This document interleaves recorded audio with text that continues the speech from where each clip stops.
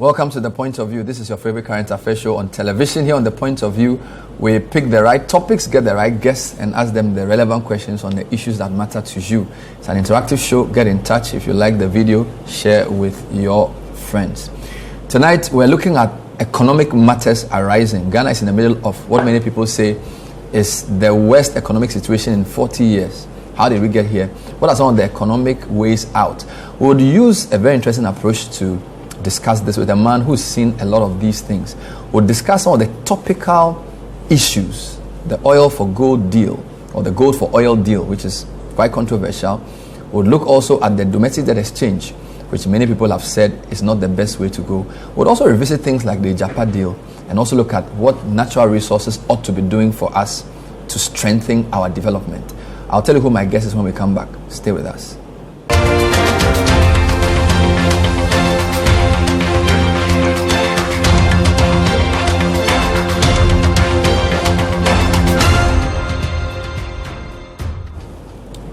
Welcome back to The Point of View. So tonight my guest is a man who's been campaigning for economic justice for many years. The organization he founded will be 30 years next year.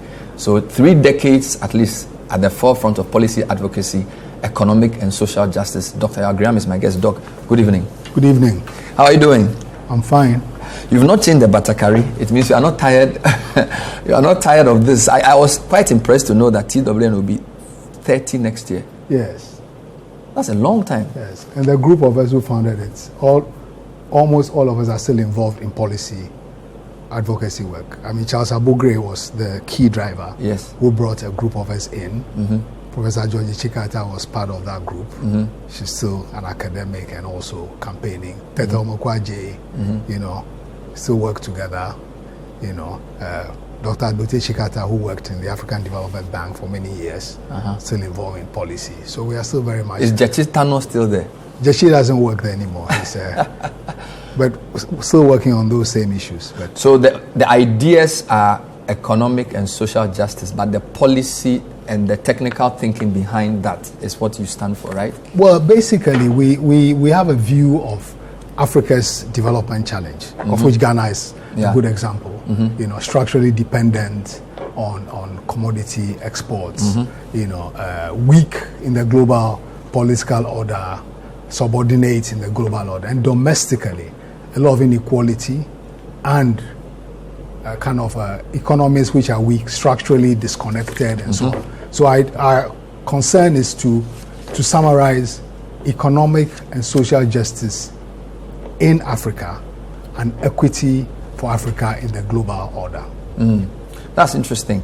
How is it going? Are we winning? I was talking to a few people and I felt in the past 30 years, the world has moved a lot more to the right.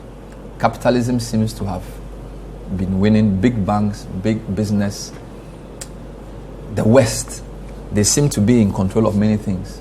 The opposite of that, which is a more socially democratic space, a more people-centered view of things, doesn't seem to have done well in the past at least 3 decades. Am I right? Well, it's a mixed picture. I mean, if you take it as a global system, I mean, the US is no longer as dominant as it was 30 years ago. Okay. I mean, the reason why the US has declared economic war on China is because China is a major player. And the US fears its dominance will be challenged. So, in addition, if you look at it globally, a lot of economic activity of the global output is coming out of Asia. So again, some regions have eaten into the Western economic dominance. The US may be technologically dominant, the West may be financially dominant, but they are new growth poles. And people have advanced in different parts of the world. Africa remains an outlier in terms of that shift because Asia has industrialized quite a bit. Latin America has industrialized quite a bit. We remain, the area of the largest numbers of least developed countries. Most commodity, raw material commodity exports dependent. But even within Africa, there's an example I like to give, which may be very mundane. The floor of poverty has risen. Okay. But the inequality between the floor and the ceiling has worsened. Let me give an example. One day I was driving around Legon and I noticed the pile of motorbikes. Now these are the motorbikes ridden by those who cut the grass in Legon. Once upon a time, they would have been riding bicycles, if at all. Once upon a time, when somebody had worked for 30, 40 years, he'd be given a long service award of a bicycle. So when I said the floor of poverty, Buzanga Volvo. Yeah, the floor of poverty has risen. Materially, more people have access to water, to education, to better health, and so on. But if you look at actually the relativities, yes, inequalities have worsened. So those at the top have gone much higher. Yes. And those at the bottom have risen, but not in tandem with those at the top. If you look at the housing in places like East Legon, some of them are obscene. Yeah. And then you go to the crowding and absence of utilities and so on, urban, rural. So it's a mix. And is this picture. What you've said about poverty and the floor, is it true globally as well, or is this just a Ghana situation? Well, I think globally, because if you, per capita GDP has risen, there should be some reflection in people's lives. Yeah. When I went to primary school in Jelukofa and Pando, the son of a civil servant and a teacher, we walked barefooted to school. You find very few kids now walking barefooted, but they are very poor in their relativities. They can go nowhere near Ghana International, SOS, and So the gap. So in those days, if you were good enough, you probably could have gotten to a very good school, but now you can be very good but still not be able to afford the best quality. And with a qualifier of corruption, because I went to St. Augustine's College. I sat the common entrance. At the school assembly, the head teacher called me and gave me a letter. In front of everybody? I didn't know anybody in St. Augustine's. I'd never been to Cape Coast. Okay, Dr. Chambers tells the same story. Okay, but now kids can qualify, but corruption is a roadblock. In addition to the fact that they may not be able to afford it. Since we're on this trajectory of comparison, I like the Jerusalem story. Apart from the fact that TWN is 30 next year, 83 is 40 years to now. And I was born in 81, and my parents keep telling me about the hunger in 83. And recently I saw a document talking about how Ghana needed food aid, talking about the different things go from different places. So in a sense, it's a bit of a deja vu. My question to you is, how different is 2013 or 2022, 2023? 2023. Yes. So this year and last year from 82, 83 in terms of the way the economy is struggling. What are the differences? Yeah. Number of differences. One, by the time the PNDC came to power at the end of 1981, Ghana had been in continuous economic decline for a decade. The economy has shrunk by about 20-25%. Exports of cocoa, which was the main crop, which reached 500,000 tons in Nkrumah's time, had fallen to less than 200,000 tons. Okay, inflation was through the roof, and the country had no foreign exchange. And the previous Third Republic government of President Liman actually initiated a discussion with the IMF for a restructuring program. People used to joke that Ghanaians queued for everything, including toilet roll. Okay, now Ghana was a model of African economic decline and crisis. The difference here is that Ghana, since the mid-80s, has been celebrated as a model of neoliberal economic policy and growth. Continuous growth. What I was describing as the worsening inequalities, continued commodity dependence, remained like it was in that period of crisis. So what we have now, really, of course, and we had, in the case of the PNDC, which came to power just before the end of 81, we are talking about bushfires and droughts in 82, 83. we've had the same government in power for 6 years, making claims about the strength of its economic policies. We have had policy continuity across the NDC, MPP years, with more or less, intensity in areas. So here we can talk about really, we have a crisis both of the economic model and also the crisis of economic governance and leadership and policy choices. So it's some similarities. So you're trying to say this one is a bit more self-imposed because the 83 government probably had inherited a longer term of decline, and there were different governments that are coming, but you've had 6 years of the same government and the policies have been similar. So that's the first difference. But what about the difference in terms of, at the time there was a food crisis. I'm not sure if there's a food crisis now. There was an environmental crisis at the time. What are just I don't know how old you were, if you can remember, because people are saying that this is the most difficult time. Inflation is 54. They are told it's probably the highest since whatever. Well, I mean, those who lived in that period, people, look, now, there was nothing to buy. There was nothing to buy. If you had the money, people queued to buy raw kinky so they could go and boil it at home. I was working in government, but we didn't have very much. As I like to joke, I mean, the country was so broke that if you were in government, there was nothing to steal. Okay? I mean, wow. As opposed to people helping themselves left, right, center. But I think it's important, however, not to. You see, we can talk about policy continuities up to even the eve of the PNDC period, to the extent that continuity of a certain set of policies and elite leadership. Okay? So in this case, I think it's important because some of the elements of the debt crisis that we are dealing with, some of the elements of the economic policies are not simply attributable to the MPP. The MPP and the NDC have had a consensus about economic policy.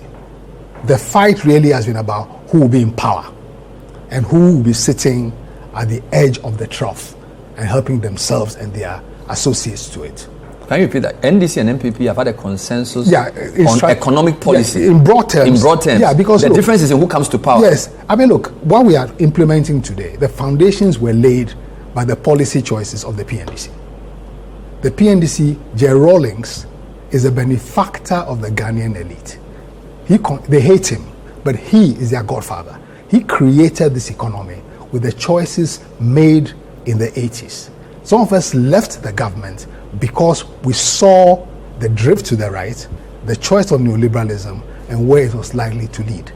The reasons why by the end of the Rawlings period, if you look at the regime's composition, it was no different from any of the preceding military governments. It's precisely because the elite felt comfortable with it. Let me tell you a personal story. I was one of Professor Mills's favorite students in the law faculty. He was very keen on me going to study, finish my PhD, to come to teach in the faculty because I had a scholarship from the law faculty. So when I decided to give up my studies to come to work for the PNDC, Professor Mills was very angry. And for the 7 years that I'd given up my study and I was in Ghana, both working for the government and later on, opposing it, anytime Mills saw me, said, when will you stop this political madness and go and finish your degree and come back to teach? By the time I came back, he was working with Rawlings. Why? Because the regime had drifted to a place where he was comfortable enough to work for conservative enough for him to join it. And if you look at the kinds of people Jerry Rawlings liked, Justice Annan, Mills, and those are archetypal elite leadership figures. These three sons, honest people who could preside over rejuvenate. So the policy we need to go back to that.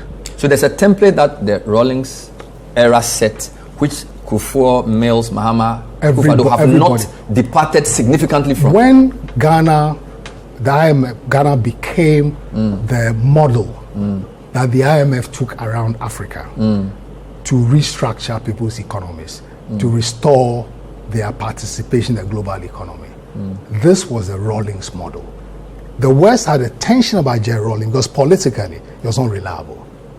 But the economic regime that he set in place was what the West had been trying to do since the NLC. Which means that since the NLC. Which means within the Rawlings government, there was obviously division. I'm talking about PNDC now, in which way to go. And those of you who felt you needed to stay a bit more to the left, you lost out. We did. But you see, to go back to the similarities and differences in the crisis. Yeah. Drought, bushfires, Ghanaian refugees being expelled from Nigeria. You can draw broad similarities with Ukraine and the Ukraine war and the impact of COVID. But the thing is that those factors landed in a situation of deep crisis. I'm talking about the 81, 82, 83 thing.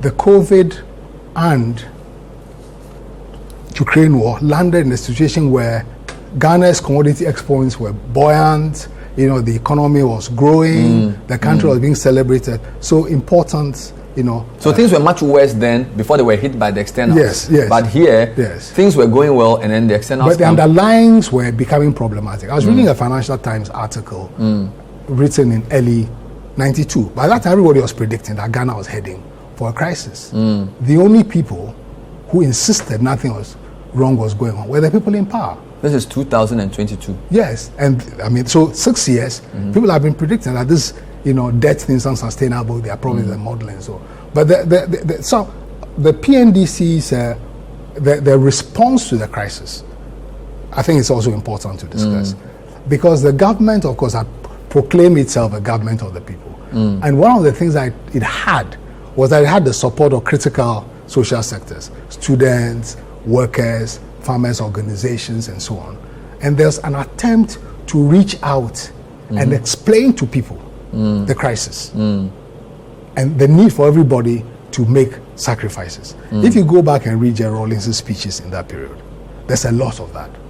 On the eve of the 83 budget, which announced a savage devaluation, I was one of a number of people who went around the country meeting with key social leaders to explain to them why certain choices had to be made.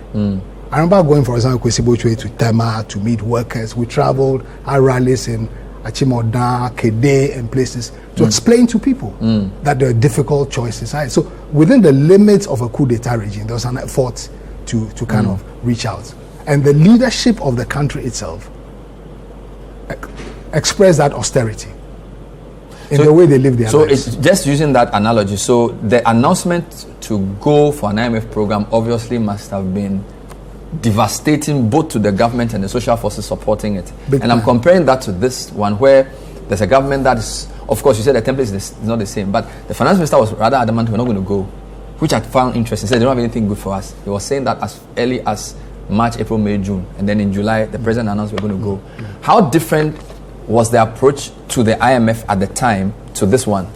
The IMF discussion split the Rawlings government and in a way weakened its politically in the long term in terms of its relationship with its historic support base. Don't forget that the Liman government had actually gone very far in its discussions with the Bretton Woods institutions about a stabilization program before the coup took place in 81. So that discussion was the starting point for the internal discussions. One thing I would say is that those of us who were kind of young militants who were in the government, it was personally for me a kind of a learning moment about the complexity of running a country. Because one thing having a thesis about the way the ideal versus the reality. Because there was one critical meeting where the discussions were going on, and the deputy governor of the Bank of Ghana at the time, Dr. Mohammed, said, folks, we need to come to some decisions because we have only 3 weeks foreign exchange. Nobody's lending to Ghana. We have trade debts. So one way or the other, we need to make some choices and move on with it. And the key debate was about whether to devalue the currency and by what percentage. And that decision to devalue the currency was the most significant. Because at the time it was a fixed exchange rate regime. It went from 2.75 overnight to almost 30 cedis. overnight. That should topple any government. But it survived because Of people course, believed. there wasn't opposition a lot. No, but the base believed. I mean, if you go So back, the workers, the teachers, the farmers understood the devaluation. they saw that there was a crisis.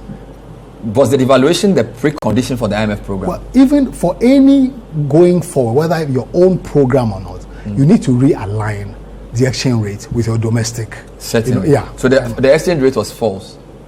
As in the prior to the devaluation, it was not a reflection of the reality. No, because I mean, their champion government alone, that it had printed the amount of money it put in circulation, had increased money in circulation by 17 times.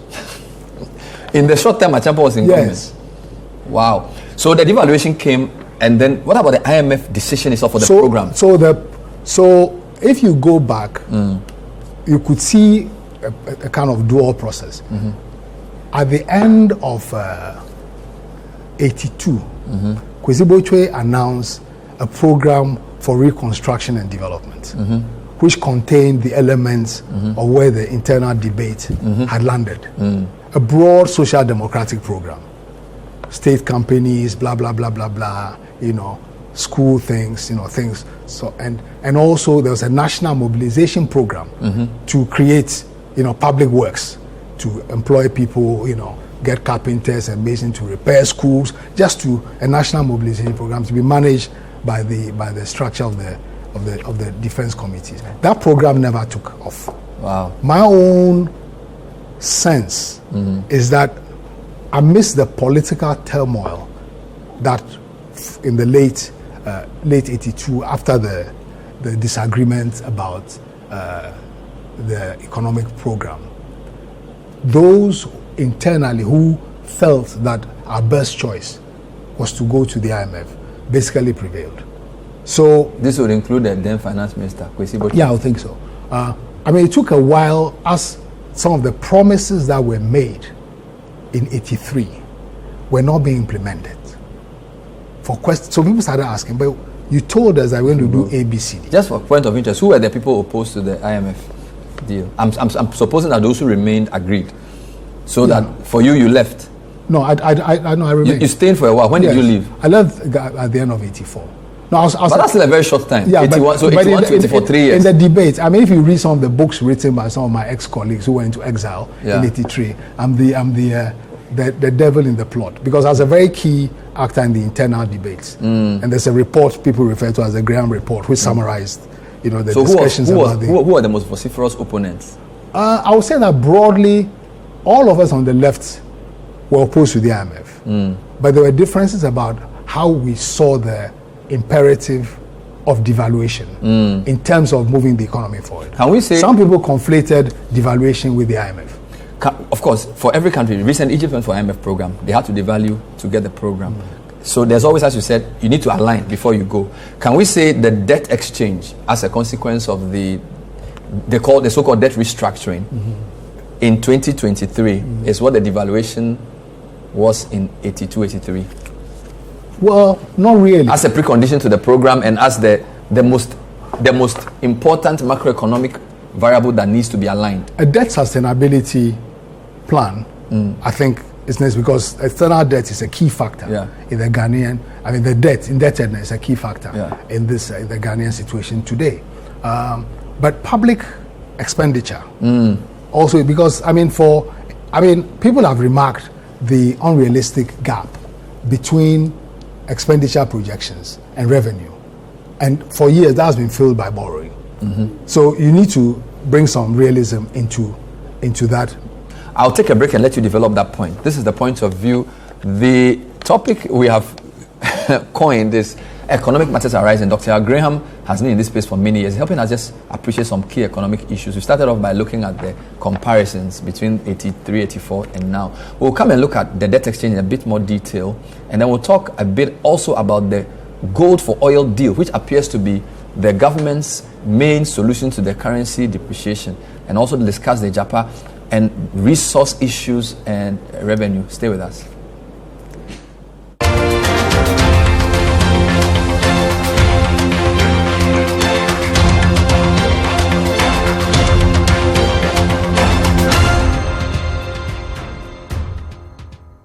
Tell me what makes it choco hot. Mixy choco, Johnny hot, cocoa woman, Johnny hot. I can't say this way. This is no. What? Manji school for Nisiko. They are the future generation. And now 5 guys been say Omunina, Jomo Wallet, and Joe Bieska. But Johnny Cookra. What? I don't know how. Come on, you're trying to cool. You're trying to hot. It's a mixy choco and a coffee. Tell me what's back why. Some things are best taken hot, like delicious creamy mixing. Rabbit and the miniscow. Massa, with all due respect, and now Hey, Sana. Mixy Choco now in a new pack with a great new taste. Mixy Choco, Mixy Coffee, Channel Hot. This advert is FDA approved.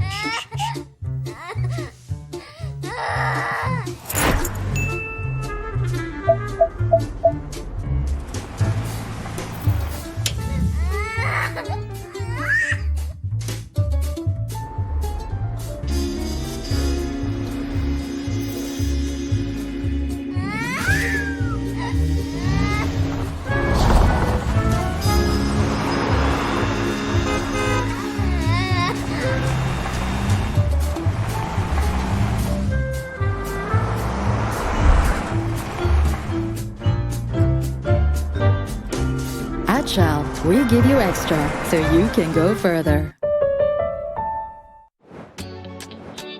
Get 2 months of Showmax for the price of 1. It's giving double energy. It's giving celebration Ankasa. All that scandal. It's giving the perfect storm. Shishi. More epic thrills and detective vibes. You go feel, sa. It's giving what it's supposed to be giving and overdose. So subscribe now to get 2 months for only 16 Ghana cedis 99 pesos for a limited time. It's giving Showmax.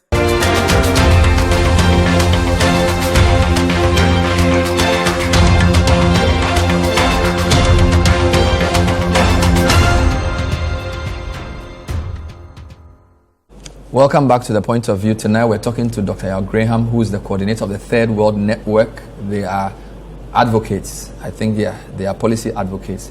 And we're trying to discuss economic matters arising. So the debt exchange has been presented as the inevitable pill we have to take if the economy should not collapse. Is that really the situation? I disagree. I mean, I think getting to a sustainable debt level is necessary. Okay.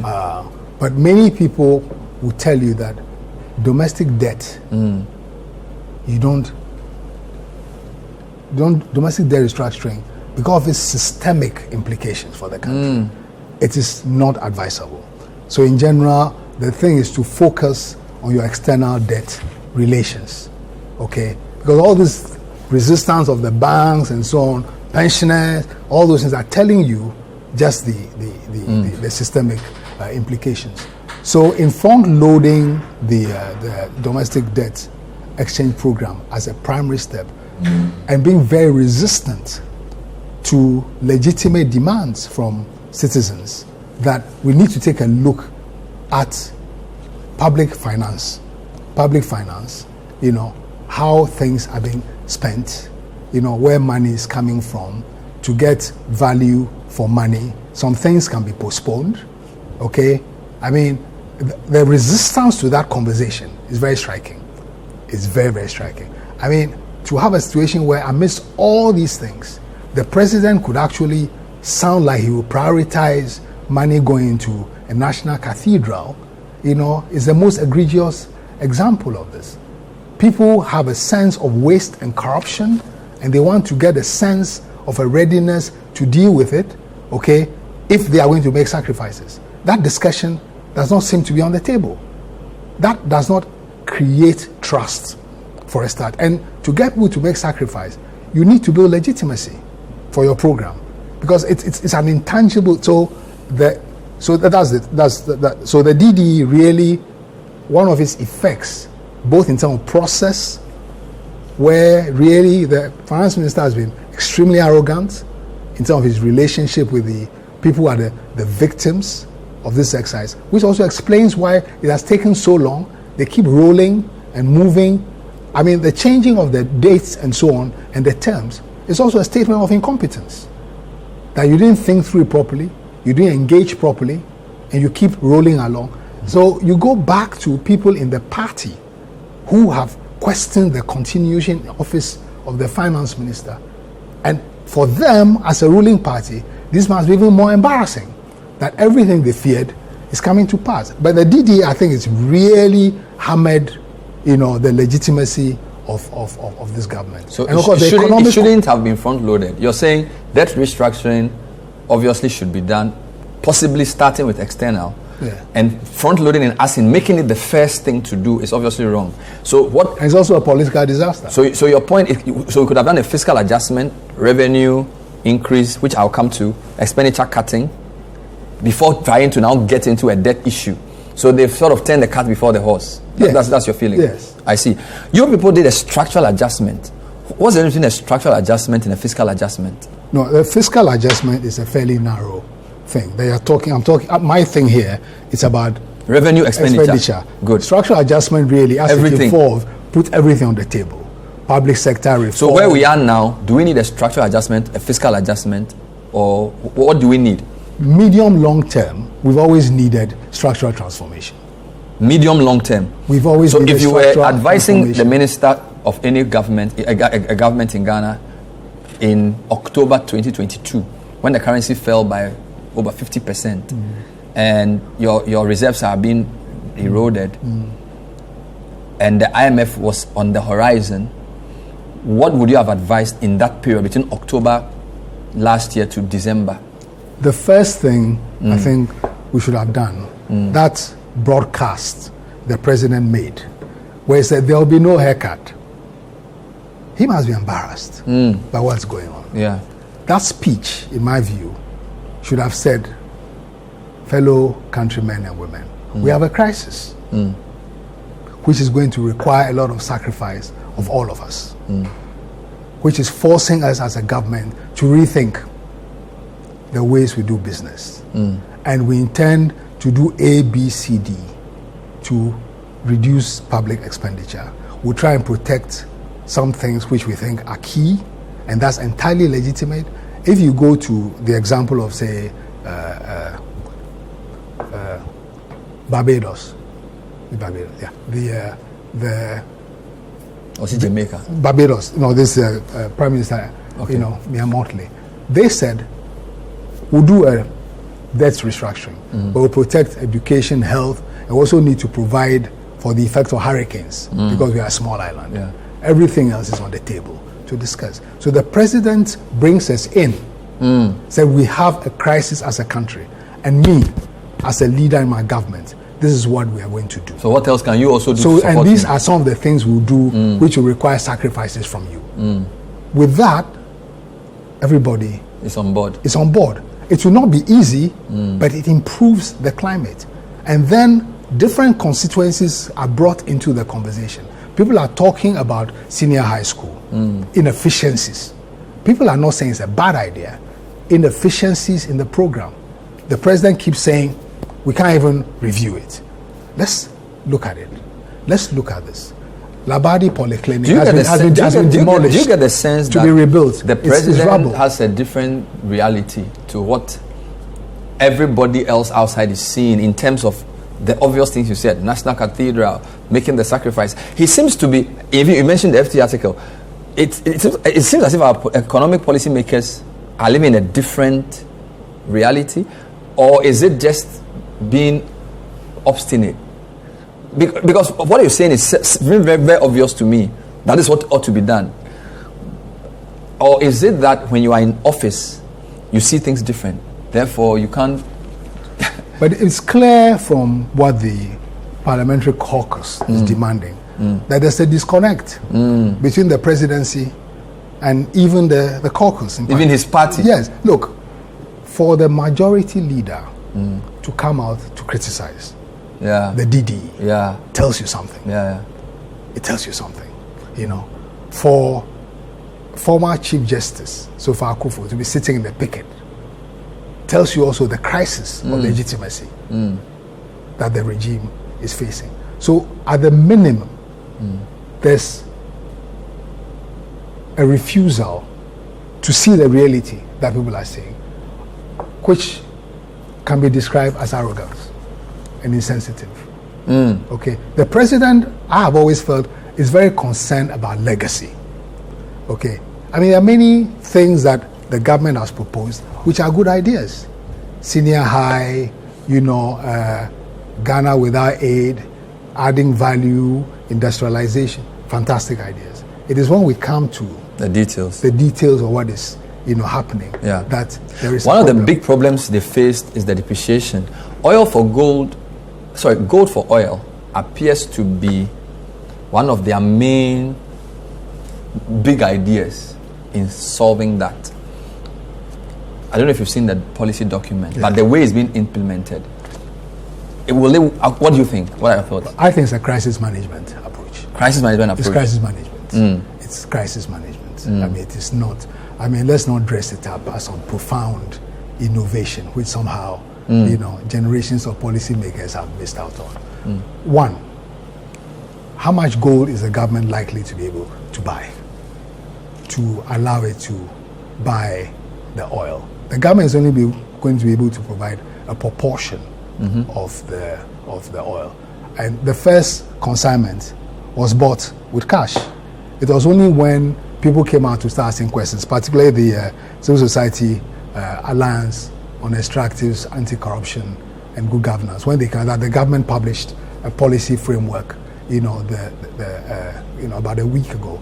And many questions can be raised about the policy. But starting from the gold part of it, first of all, the agreements that the large-scale mining companies have means that the government cannot insist on buying the gold. They can only buy some of it, and we agree 20% of it. Whilst you're talking, I'm showing a chart of Ghana's three main exports, at least gold, cocoa, and oil, from December 2021, 2022. Just showing the proportions, and gold seems to be, in terms of dollar revenue, our largest. Cocoa being, actually, oil and cocoa alternating as second and third. So whilst you're talking, so you go on. Yes. So the agreements a lot of them are locked. So only a percentage of the gold that you can actually buy. Yes. So that's the first problem. Although the revenue may come back to the country when they deducted their expenses. Yeah. So I'm still trying to work out.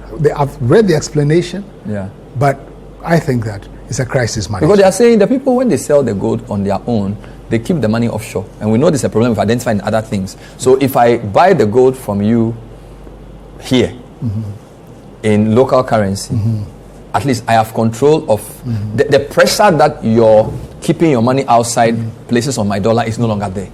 That's the logic behind it. I understand it, but I'm saying that it's only part of your oil. Okay. It's not even half of the country's oil consumption. It may ameliorate the impact if the governments intervene in the market. But a number of questions were raised by the Civil Society Alliance. For example, the absence of the selection criteria, the people who are going to buy the gold. The bidex. Yes, how are they going to be? In terms of the gold. Yes, who are these people? The people going to supply the oil. What's the selection criteria? Okay, the non-disclosure of the pricing policy that the government is using for selling the gold, the petroleum policy, the pricing for the petroleum products, lack of clarity about how the transaction costs under the program will be covered, okay, non-disclosure of the means by which the government intends to raise money to finance its gold purchases. These are all questions which have been raised about the transaction. And in fact, the small-scale miners feel discriminated against, because whilst the government is buying only a proportion of the large-scale gold, it intends to buy all of the gold of the small-scale gold. But they point out that their business model, in many cases, people actually pre-finance. So the gold is not sitting there to be appropriated. So it will tell you also that, there's not even enough attention paid to the business model, at least of the small-scale people, in assuming that all that gold will be available to be bought to support the scheme. So wow. So you don't feel it's a long-term solution to our depreciation? You see, the fact that it is only in this crisis that they thought through, that this thing has come, itself tells you something. Okay. Let's come to Ejapa then, because again, the problem they want to solve, on paper, we don't get enough from our natural resources using minerals. And you've written a lot about that for both the African level and the Ghanaian level. At least that was the pitch you were given before the deal was put out in public. Yet, you are one of those who have said that it is a wrong-headed policy. It's not going to benefit us. It's actually going to probably worsen things. Just next 3-4 minutes, just explain why you are so opposed to the Japan deal. Two main things. One, the valuation. And two, the process. Okay. And also some other aspects in terms of the offshore thing, in the tax haven, and the parties who are involved. If you take the Office of Special Prosecutors report, it goes in quite a lot of detail about the process, corruption risk, issues, and part of the thing has to do with the fact that there's always been a sense of self-serving policy choices, in this government. But the valuation was a central thing. I mean, they had a valuation range of I think around about $500 going to $750. I forgot. They had seven something as the. I have that. Yes. So the guidance range is the price projection on which the Japan valuation was given. I'm putting this on the screen as well. So you have a Japan valuation against gold spot prices for 20 years between the year 2000, where you're about 250, all the way to 2020, which is around 1,500-ish. Let me find mine. And that range that they got, so if you look at the middle line where we're putting the guidance range, so your point is that the guidance range is way below. Yeah, because the gold prices that we've had since 2000, so there you have it. Since 2008. Yes. This thing, and way higher than the way higher. So they undervalued the gold was undervalued. And once you do that, anybody who buys a Japan stock is in a good place because there will be appreciation. Yes. So the question that people are asking, and all the other questions about corruption risk, the smell of insider trading and benefit. But it is linked also to a wider element of the strategy of this government, the excessive securitization of things. So the fundamental problem they want to solve is good. The approach they choose is what you disagree with, and the process they use is what you agree with. Yes. Yes. Because I was going to show you this chart, table 5, and I want you to look at it from IFS, where Ghana's average percentage revenue they get from extractives is less than 20%, way below all comparables. And this has been for many, many years. It's almost as if our focus on royalties, corporate tax, still don't give us anything near averages. Why? And I'm putting this on the screen as well. Why are we so poor at getting even revenue from our extractives? It's the contracts that we've signed. The contracts are badly written. They are bad. The contracts we agree to. We are involved in writing them. But we have so many lawyers, 3,200 but if the lawyers feel that they should serve the companies and some other interests rather than the public interest, this is what we. So the problem starts with the contracts. Let's take gold. When gold prices went up, from particularly around 2003, it kept rising. It got really to a peak around 2014 when it was almost more than 1,800. Across the world, because commodity prices went up, many countries took measures to renegotiate their contracts and also to change the fiscal regimes. Under the Mills government, similar initiatives were taken. We raised the gold royalty rate to 5%. Was that the Akil Akpasoya work? Yes, we raised the thing to 5% and so on. By 2016, under Mahama, that whole thing had been collapsed because the government let me go back a bit. Newmont had been given a terrible regime by Kufuor with a 40-year stability clause, which meant that really we're not going to get anything worth the name from it. Terrible agreement. Terrible, which many people considered even potentially unconstitutional in terms of some of its elements. The Akil Akpasoya committee was set up to review that and lay out some principles for managing fiscal regime in gold. The New Newmont agreement improved the Newmont on the old Newmont terms, but because of the stability clauses, there's only so much they could do. It was a renegotiated thing, so the agreement brought it up, but it was still outside. So the regime that Mills created, the Newmont agreement, was outside it. Now, the company started pressing that they should be treated like Newmont, forgetting that Newmont was an agreement which had been renegotiated, whereas they were under a different regime. Anyway, in 2016, the government decided to create a new tax framework. Although it's purported to be graduated, it effectively offered all the other companies a tax rate lower than the 5%, wow, which was, in the law. And in applying it, we argue that it was even illegal because Section 48... And this is the Mahama government? Yes. Section 48... Same party? Yeah. Well... How does that work? But it just tells you what I'm talking about, the continuities. The section of the Minerals and Mining Act that they refer to does not justify, because it doesn't allow a retrospective... So you're basically saying Kufuor gave... We are applying an illegality. Let me just put that in English. Kufuor gave Newmont a deal that was terrible for the country. Yes. Mills tried to change that with Akila Basoya work. Yes. Mahama came and then essentially didn't go back to what Kufuor did, but essentially close. Yes. For everybody. Yeah, gave the improved Newmont term, which was worse than what existed to everybody, and thereby lowered, the revenue. We'll let that sink in. We'll take a break. When we come back, we'll try and work our way around the way forward, because I have in front of me something again, and I like to go back into history. Ashanti Gold Corporation, government at 55% equity interest, was the most profitable gold mining company in Ghana, right, in 1988. Of course, we sold what we had in it to who would buy it. Where are we today? What lessons can we learn from not just that, but even our oil and gas? Is it time to get into production sharing agreements and not just focus on revenue, royalty? We'll be right back. Stay with us.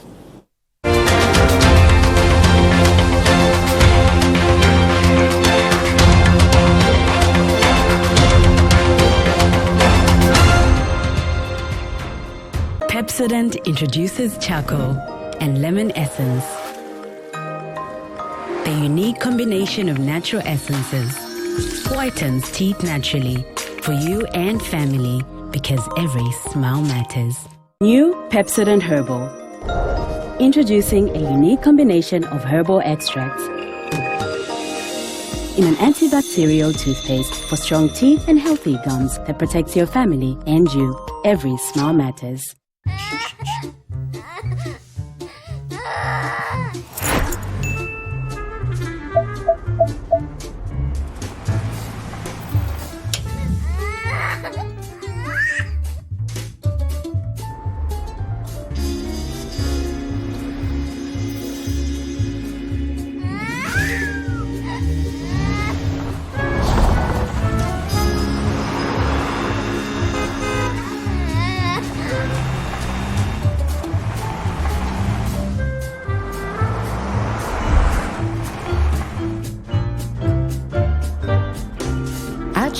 We give you extra so you can go further. Tell me what makes it choco hot. Mixi choco, Johnny hot. Coco womo, Johnny hot. I can't say way. No. What? Manji school for Nisiko. They are the future generation. And now 5 guys say Omunyina Jomo wallet and Joe Bieska. My Johnny cook. What? I don't know how. Come on, you're trying to cool. You're trying to hot. It's a mixi choco and a coffee. Tell me what's back why. Some things are best taken hot, like delicious creamy mixing. Grammy and the miniscal. Massa, with all due respect, and now I'm Hey, Sana. Mixi Choco now in a new pack with a great new taste. Mixi Choco, Mixi Coffee, Channel Hot. This advert is FDA approved.